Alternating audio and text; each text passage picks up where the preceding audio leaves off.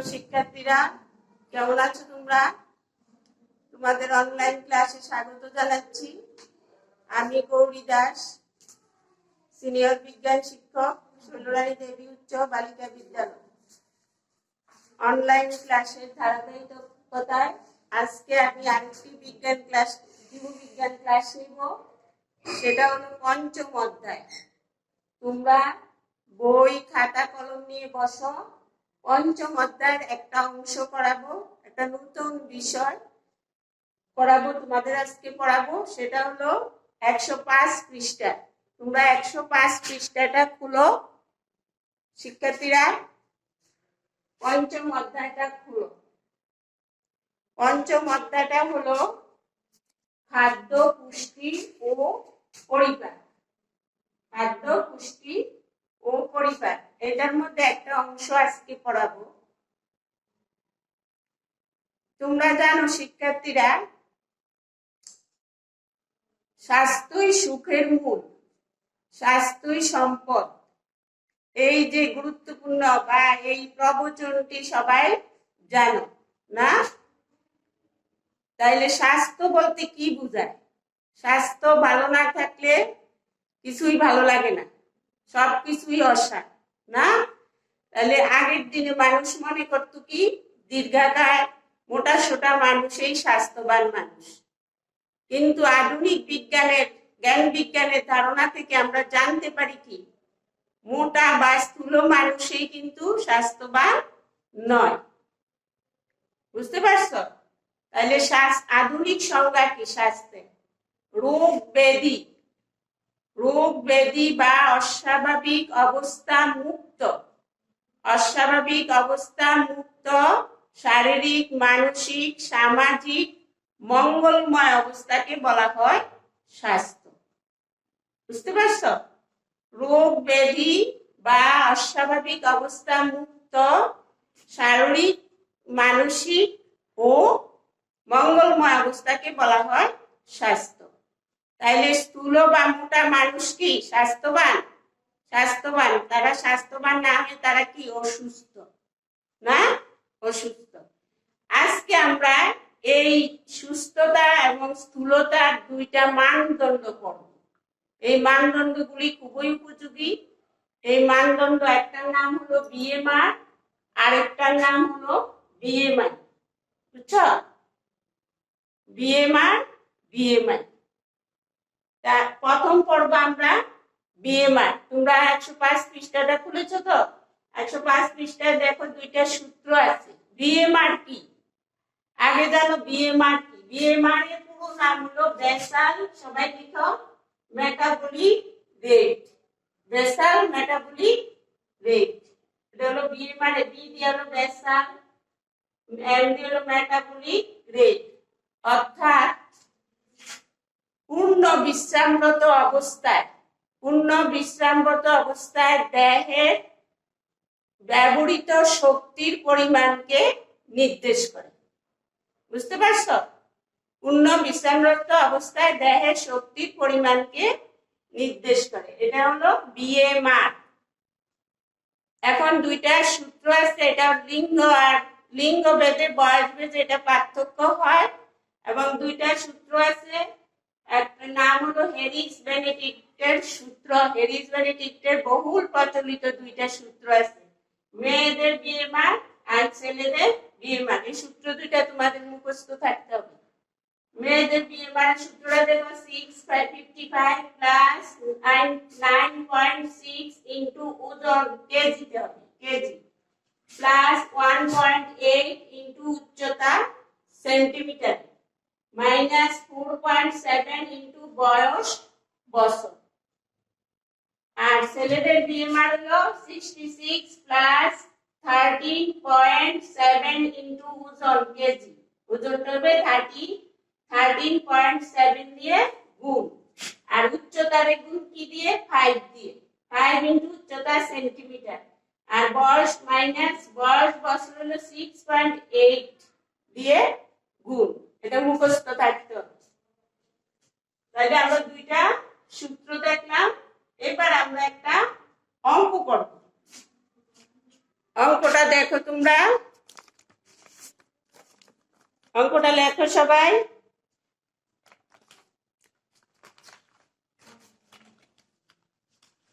যেমন তানিয়ার বয়স 30 বছর। তানিয়ার বয়স কত? 30 বছর।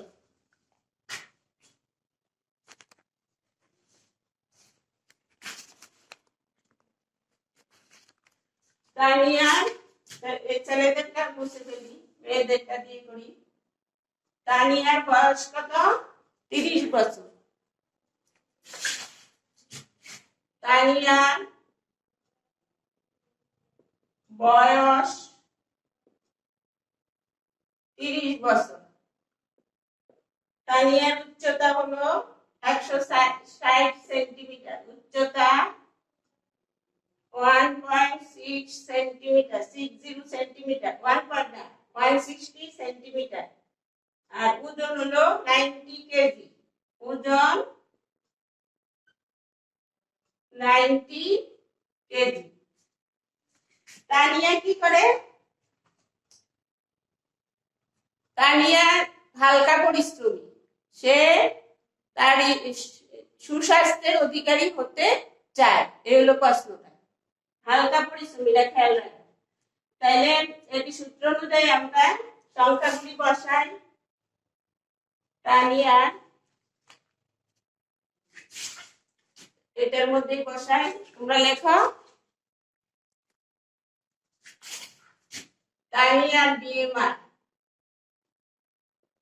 তাহলে তানিয়ার বিএমআর সূত্র অনুযায়ী লেখো 6655 প্লাস 9.6। ওজন কি? ওজন হলো 90 কেজি। তাহলে ওজনের জায়গা হবে 90, তাই না? প্লাস 1.8। উচ্চতা হলো 160 সেন্টিমিটার, 160 সেন্টিমিটার। মাইনাস, তারপর হলো বয়স কত? তানিয়ার বয়স 30 বছর। 4.7 ইন্টু 30। এইবার কি করবে? এগুলি গুণ করবে, তাই না? গুণ করতে হলে তোমরা ক্যালকুলেটর ব্যবহার করতে পারবে।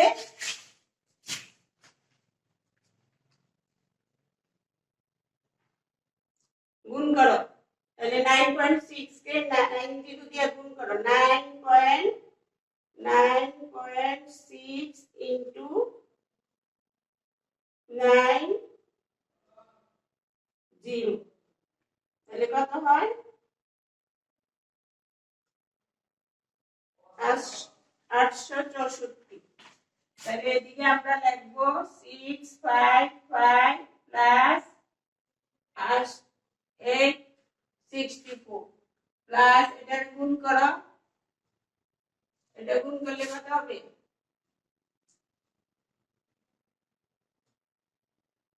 1.8 ইন্টু 160 equal to 288। 288 হলো যোগের গুলি। আর বিয়োগের হলো 4.7 দিয়ে করো। 4.7, বুঝতে পারছো? 4.7 ইন্টু 30 equal to 141। এই তিনটা আবার যোগ করো। 12 12 আছে 17 7 8 14 19 20 6 2 8 16 2 1807 মাইনাস 141। তাহলে কত থাকে? 6 6 6 এত ক্যালোরি। তাহলে তানিয়ার বিএমআর হলো এত ক্যালোরি। তাহলে তানিয়ার ইচ্ছে পূরণের জন্য তাকে দৈনিক চাহিদা জানতে হবে। দৈনিক ক্যালোরি চাহিদাটা জানতে হবে। সেই অনুযায়ী তাকে কি করতে হবে? খাদ্য গ্রহণ করতে হবে। তো তানিয়া যদি সুস্বাস্থ্যের অধিকারী হতে চায়, তোমাদের বইয়ে কতগুলি মান আছে দেখো। মানগুলি আমি লিখি না, তোমরা দেখো। মানগুলি হলো পরিশ্রমী না হলে কত দিয়ে গুণ? বিএমআর এর মানের সাথে কত দিয়ে গুণ? পরিশ্রমী না হলে 1.2 দিয়ে গুণ। 1.2-3 দিন যদি হালকা পরিশ্রমী হয় এবং সপ্তাহে 2-3 দিন খেলাধুলা করে, তাহলে বিএমআর এর মানের সাথে কত গুণ? 1.375। যদি সে পরিশ্রমী সপ্তাহে 2-3 দিন প্রচুর খেলাধুলা করে, তাহলে এই মানের সাথে কত কত দিয়ে গুণ করতে হবে শিক্ষার্থীরা? বই দেখো 1.55। আর পরিশ্রমী সপ্তাহে প্রতিদিন খেলাধুলা করে, তাহলে বিএমআর ইন্টু 1.725। আর সে পরিশ্রমী কিন্তু দৌড়ঝাঁপ করে খেলাধুলা করে, তাহলে বিএমআর ইন্টু 1.9। এগুলো হলো মানগুলি। তাহলে তোমার তানিয়া যদি সুস্বাস্থ্যের অধিকারী হতে চায়, তাহলে দৈনিক তার ক্যালোরির চাহিদাটা কত দিয়ে গুণ করবে? সে কি হালকা পরিশ্রমী? হালকা পরিশ্রমীটা কি কোনটা? এটা না, এটা হলো। তাহলে বিএমআর এর মানের সাথে তানিয়া যদি সুস্বাস্থ্যের অধিকারী হতে চায়, ওজন ঠিক রাখতে চায়, তাহলে তানিয়াকে কি করতে হবে? বিএমআর এর মানের সাথে বিএমআর হলো ইনটু 1.375 এত গুণ করতে হবে। এটা গুণ করো।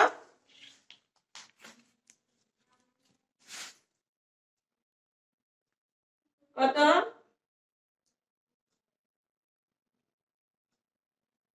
ইনটু 1.3 1.375। তাহলে তানিয়াকে কি করতে হবে?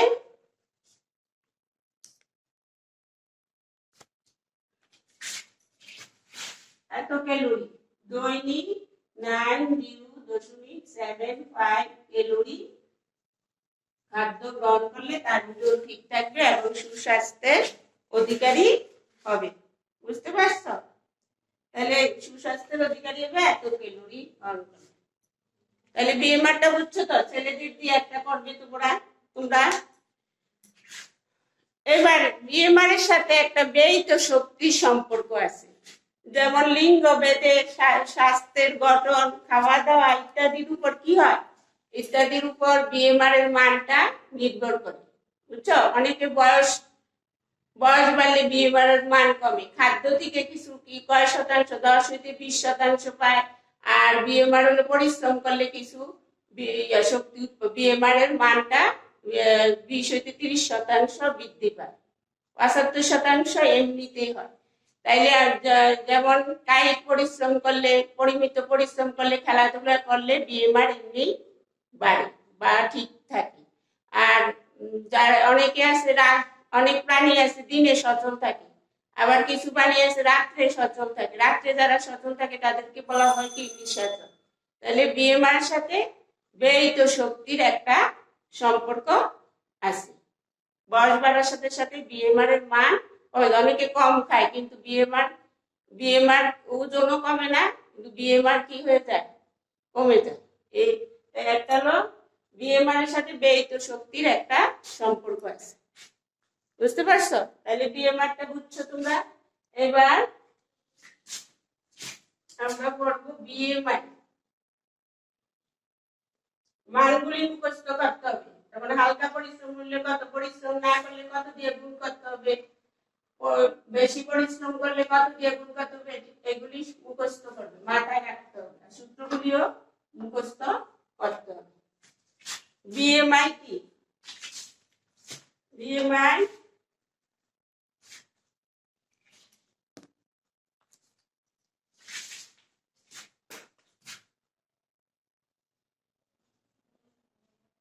বিএমআই পুরো নাম হলো বডি মাস ইন্ডেক্স। বুঝতে পারছো? বডি মাস ইন্ডেক্স দেহের চর্বি, দেহের গড়ন আর চর্বি সূচক নির্দেশ করে বিএমআই। বুঝতে পারছো? দেহের গড়ন, চর্বি সূচক নির্দেশ করে বিএমআই। আমাদের ওজনের, সঠিক ওজনের যদি 20% মেদ বেড়ে যায়, তাহলে ওজনও বেড়ে যাবে। এটাকে বলা হয় স্থূলতা। এটাকে কি বলা হয়? অর্থাৎ মেদ বেড়ে গেলে আমাদের ওজনও বাড়বে। এই জন্য প্রাপ্তবয়স্কদের ওজন বেড়ে গেলে কি করে, উচ্চতা আর উচ্চতা আর ওজনের একটা আনুপাতিক হার বের করে দেহের ভর সূচক নির্ণয় করা হয়। এটাকেই সংক্ষেপে বলা হয় বিএমআই বা body mass index. Body mass index. তাহলে এটার একটা সূত্র আছে, সূত্রটা হলো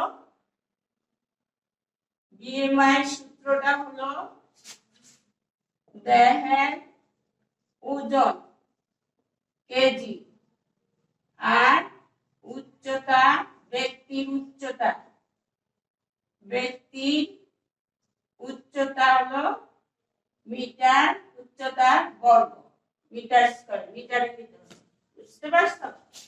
সেন্টিমিটার থাকলে মিটার নিতে, এটা হলো সূত্রটা।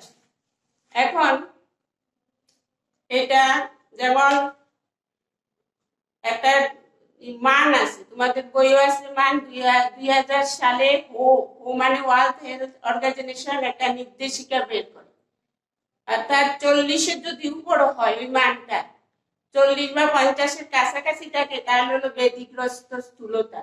না, একটা নির্দিষ্ট মান আছে, এই মানগুলি হলো মান নির্দেশিকা। এই মানগুলি দেখো তোমরা, এই যে এটা হলো, এটা কম যদি থাকে, 18.5 এর যদি কম থাকে, তাহলে এটা ছিল ওজন কম, তার হলো ওজন কম। আর 18.5 হইতে 24.99 পর্যন্ত হলো কি স্বাভাবিক ওজন। এটা হলো ওজন কম, আর এটা হলো কি স্বাভাবিক ওজন। স্বাভাবিক ওজন, বুঝতে পারছো? মানগুলি দেখো বইয়ে আছে। তারপর হলো কি,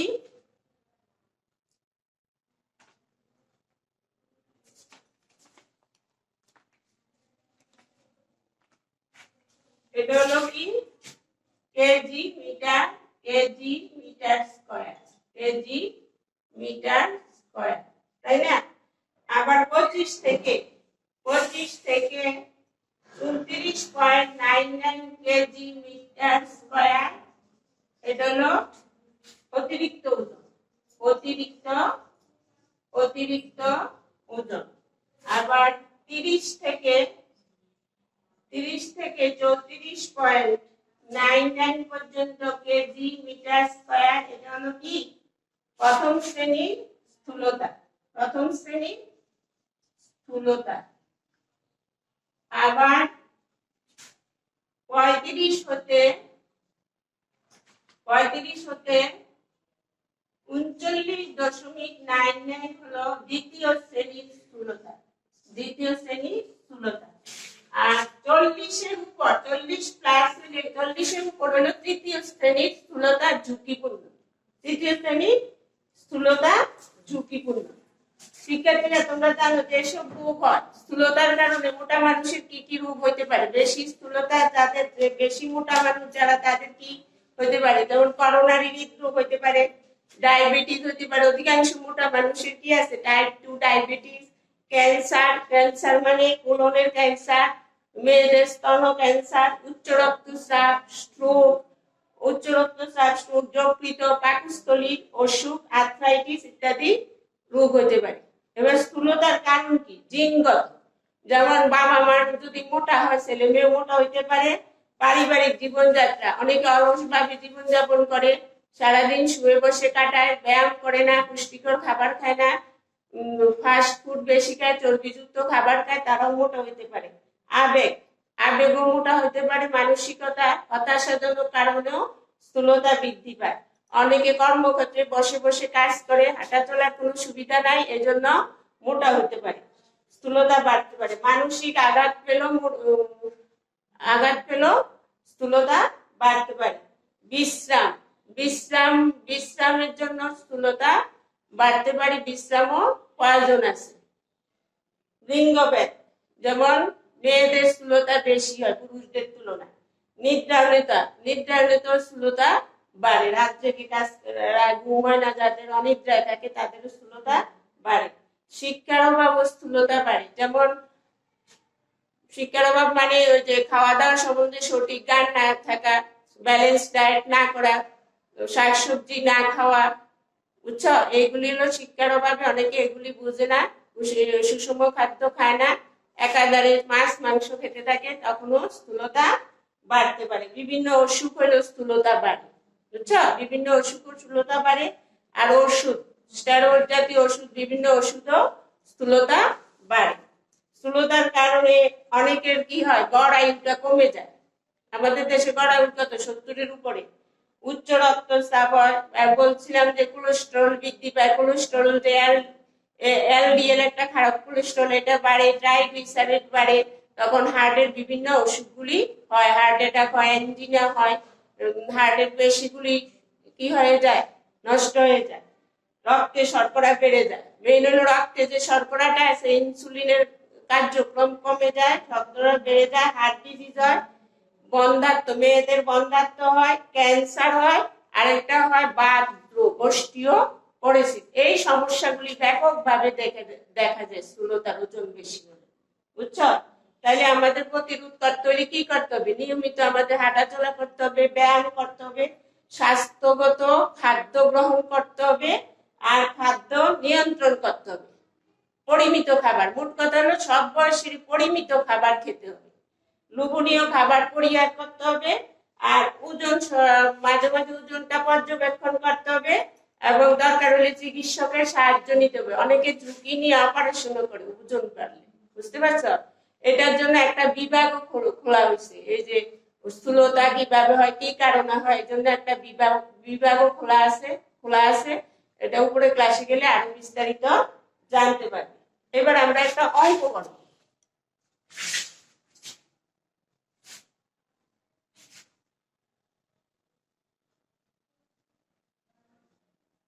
বিএমআই একটা অঙ্ক করো। তমালে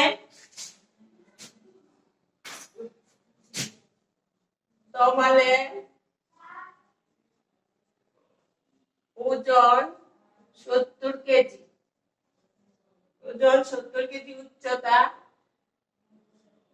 উচ্চতা হলো 125 সেন্টিমিটার, এত সেন্টিমিটার, বুঝতে পারছো? সে সেন্টিমিটার কিসে নিতে হবে? মিটার, 100 দিয়ে ভাগ করে মিটার, 1.25 সেন্টিমিটার। তাহলে বিএমআই সূত্রটা কি? বিএমআই সমান দেহের ওজন ভাগ কেজি, ওজনটা হবে কেজি, আর উচ্চতা মিটারে বর্গ। তাহলে ওজন কত? 70 কেজি, আর উচ্চতা হলো 1.5 এর বর্গ। তাহলে এটাকে ভাগ করো,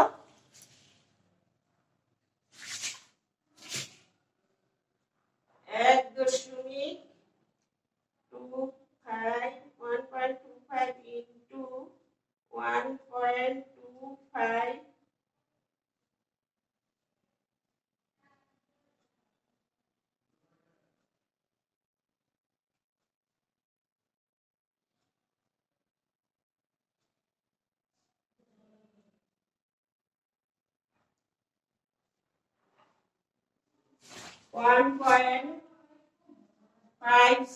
1.56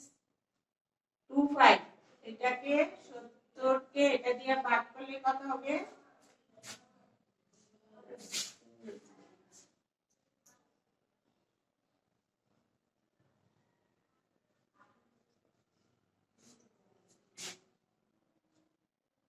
দিয়ে ভাগ করো,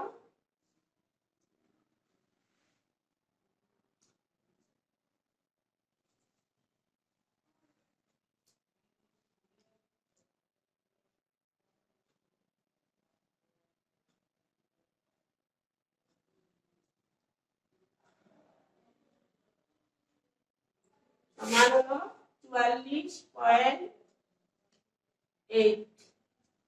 তাহলে আমাদের স্বাভাবিক ওজন কত? 18.5 থেকে 24.99, এটা হলো আমাদের স্বাভাবিক মানটা। কিন্তু তমালের দেখো, তমালের হলো 44.8, তাহলে সে কি স্থূলতা? স্বাভাবিক ওজনে নাই, তার হলো স্বাভাবিক ওজন হলো 18.5 থেকে 24.99। তাহলে তমালকে কি করতে হবে? সে বার্গার খায়, ফাস্ট ফুড খায়, তাহলে এগুলি বাদ দিতে হবে। তার ব্যায়াম করতে হবে, সুষম খাদ্য খেতে হবে, শাকসবজি খেতে হবে, হাঁটাচলা করতে হবে। তাহলে তমাল কি হবে? সুস্বাস্থ্যের অধিকারী হবে, তার ওজন ঠিক রাখতে পারবে, তার বিএমআই এর মান অনেক উপরে আছে, তাই না? তাহলে সে তার স্বাভাবিক পর্যায়ে আসতে হলে তাকে কিছু নিয়ম মেনে চলতে হবে। চর্বি জাতীয় খাবার বাদ দিতে হবে, ফাস্ট ফুড বাদ দিতে হবে, তাহলেই তমাল তার স্বাভাবিক ওজন ফিরে পাবে। এবার তোমরা জানো যে বিশ্রাম আর শরীর চর্চা, যেমন আমাদের খেলাধুলার মাঠের অপ্রতুলতা, ইন্টারনেট আসক্তি এবং পড়াশোনার চাপ, নানাবিধ কারণে বিশ্রাম কম হয় এবং হাঁটা চলাটাও কম হয়। এই জন্য আমাদের কর্মবিমুখ হয়ে পড়ে অনেকে, অলস জীবনযাপন করবে। হাঁটা চলা বা ব্যায়াম করলে মনও ভালো থাকে, হাসি খুশি থাকে এবং স্বাস্থ্য ভালো থাকে। এজন্য আমাদের এগুলি প্রতিনিয়ত করতে হবে। বিভিন্ন রোগ থেকে আমরা রেহাই পাবো এবং হার্টের রোগ হয় যে এগুলি না করলে, সুষম খাদ্য না খেলে, পরিমিত খাবার না খেলে। আবার যাদের যাদের বিএমআই বেশি তাদের কি করতে হবে? কার্বোহাইড্রেট কম খেতে হবে, প্রচুর ফলমূল শাকসবজি এগুলি খেতে হবে। তাহলে আমরা কর্মবিমুখ হয়ে পড়বো, রোগের প্রকোপে পড়বো, অসুখ বিসুখ হবে। আমাদের কি করতে হবে? সুন্দর জীবনযাপন, সুস্থ জীবনযাপন করতে হলে নিয়মগুলি মেনে চলতে হবে। বুঝতে পারছো? এই হলো বিএমআই। বিএমআই কিভাবে সঠিক চলাফেরা করলে আমরা সুস্থ স্বাস্থ্যবান থাকবো, বিভিন্ন রোগ হতে রেহাই পাবো। শিক্ষার্থীরা, তাহলে আজকে আমরা বললাম দুইটা মানদণ্ড, সুস্থতা স্থূলতার দুইটা মানদণ্ড, বিএমআই এবং বিএমআই।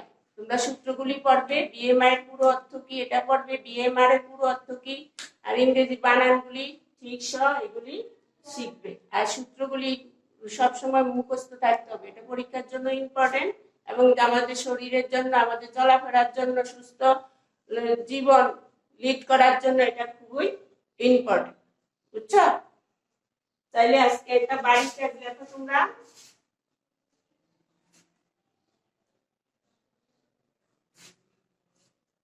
শিক্ষার্থীরা একটা বাড়ির কাজ লেখো। লেখো ছবির বয়স, ছবির বয়স, ছবির বয়স 15 বছর, উচ্চতা 116 সেন্টিমিটার, উচ্চতা 116 সেন্টিমিটার, ওজন ওজন হলো 50 কেজি। তার ছোট বোন 2 বছরের ছোট বেবি, 2 বছরের ছোট বেবি, উচ্চতা 102 সেন্টিমিটার, ওজন 45 কেজি, ওজন 45 কেজি। এবার ক নাম্বার প্রশ্নটা লেখো।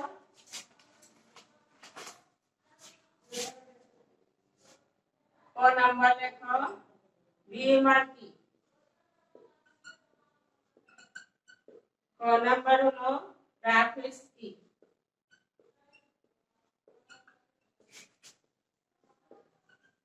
ব্যাখ্যা করো।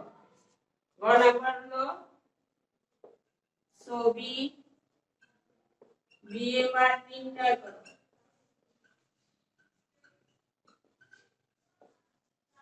ছবি বেবি ও ছবি বিএমআই যুক্তি সহকারে, বিএমআই যুক্তি সহকারে বিশ্লেষণ করো। যুক্তি সহকারে বিশ্লেষণ করো। এটা বাড়ির কাজ করবে। শিক্ষার্থীরা, আজকে এই পর্যন্ত। আগামী ক্লাসে পরের অংশটা পড়াবো। ব্যারিকেডটা উঠিয়েছ?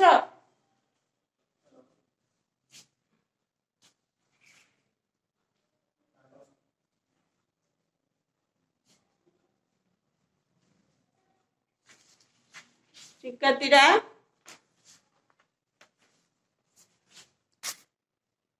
সবাই তোমরা পড়াশোনা করো, ভালো থেকো। সবাইকে আমার অসংখ্য ধন্যবাদ। Thank you.